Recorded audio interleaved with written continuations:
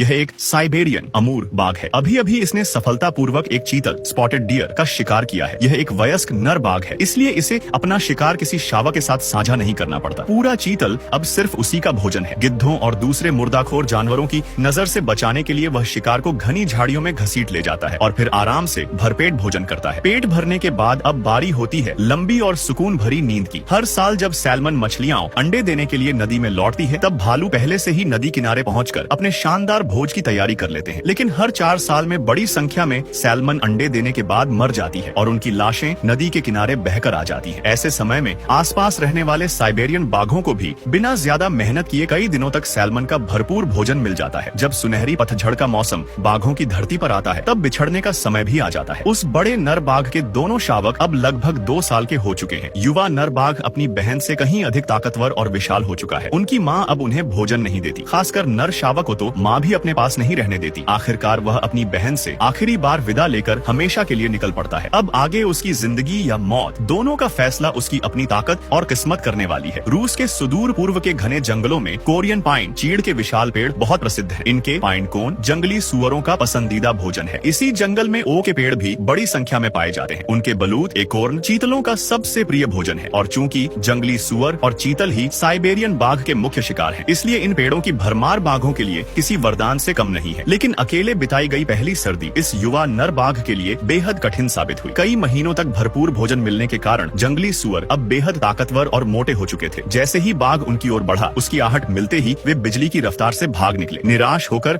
उसने चीतलों के झुंड पर किस्मत आजमाने की कोशिश की, लेकिन चीतलों की सूंघने और सुनने की क्षमता बेहद तेज होती है। हवा की दिशा जरा सी बदल जाए तो बाघ की गंध उन तक पहुंच जाती है। अगर गंध या उसकी हल्की सी झलक भी दिखाई दे जाए तो उसकी सारी मेहनत पल भर में बेकार हो जाती है। बर्फ से ढकी जमीन पर उसके भारी पंजे तेजी से दौड़ने में मदद नहीं कर पाते, जबकि चीतल फुर्ती से दूर निकल जाते हैं। कई महीनों तक हजारों किलोमीटर लंबे पहाड़ी जंगलों में भटकने के बाद आखिरकार इस युवा नर बाघ को एक ऐसा इलाका मिल जाता है जहाँ किसी दूसरे बाघ की गंध नहीं थी। वह अपने क्षेत्र की सीमा पर अपनी गंध छोड़ देता है ताकि मादा बाघिनों को उसके होने का पता चल सके। अपने इलाके की रक्षा करने के लिए उसे हर हाल में ताकतवर बने रहना था। तभी उसकी किस्मत उसका साथ देती है। एक अकेला चीतल उसकी नजरों के सामने आ जाता है। उसके साथ कोई दूसरा साथी चौकसी करने वाला नहीं था, इसलिए उसे खतरे का जरा भी अंदाजा नहीं हुआ। जब तक चीतल को कुछ महसूस हुआ, तब तक बहुत देर हो चुकी थी। युवा बाघ बिजली जैसी रफ्तार से झपटा और एक ही शक्तिशाली वार में उसे जमीन पर गिरा दिया। अगले ही पल उसने उसकी गर्दन दबोच ली और कुछ ही सेकंड में शिकार की सांसें थम गईं। इस एक शिकार ने साबित कर दिया कि छोटा सा शावक अब पूरी तरह बदल चुका है। वह अब एक शक्तिशाली, आत्मनिर्भर और जंगल का असली राजा बन चुका था।